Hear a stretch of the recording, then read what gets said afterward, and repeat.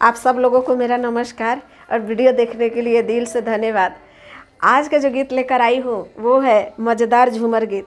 यदि ये झूमर गीत पसंद आता है तो लाइक, सब्सक्राइब और शेयर जरूर करें और कमेंट में लिखें कि ये झूमर गीत कैसा है। तो सुनिए और उसके लिए दिल से धन्यवाद।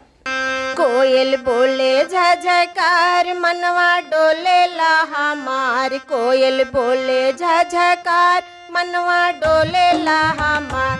जिया जिया होई यार नई हारवा में, जिया जिया होई यार नई हारवा में।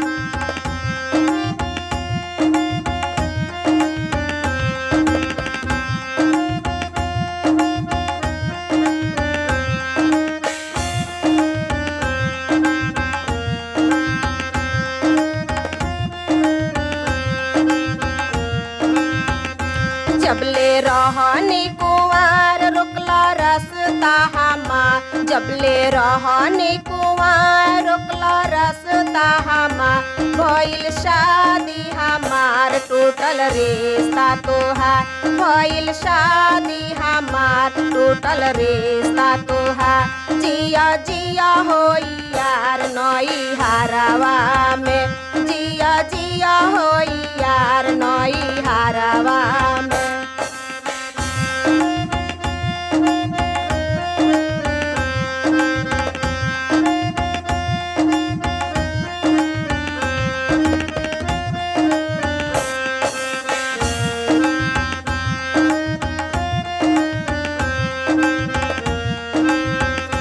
जबले रहनी कुंवार खिचला ओढ़ानी हमार, जबले रहनी कुंवार खिचला ओढ़ानी हमार।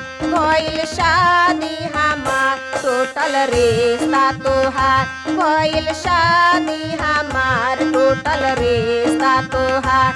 जिया जिया होई यार नई हारवा में, जिया जिया होई यार नई हारवा में।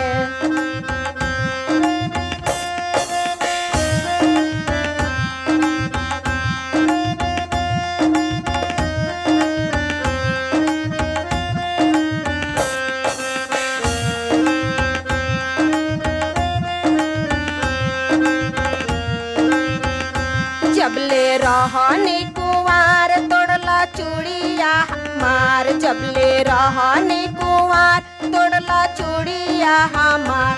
भइल शादी हमार टूटल रिश्ता तोहार, भइल शादी हमार टूटल रिश्ता तोहार।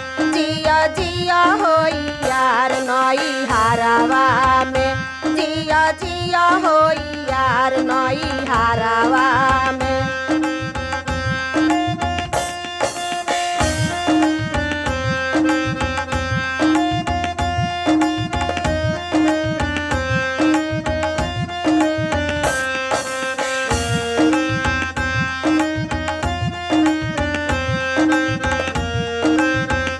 निमन ससुर हमार संग में सैया जी हमार, निमन ससुर हमार संग में सैया जी हमार। मुआ मुआ होई यार नई हारवा में, मुआ मुआ होई यार नई हारवा में।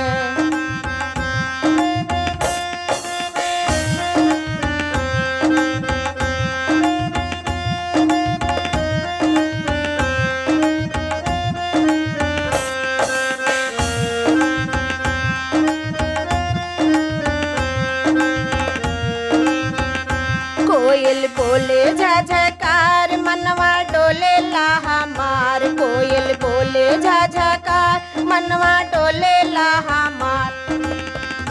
जिया जिया होई यार नई हारवा में, जिया जिया होई यार नई हारवा में। जिया जिया होई यार नई हारवा में, जिया जिया होई यार नई हारवा में।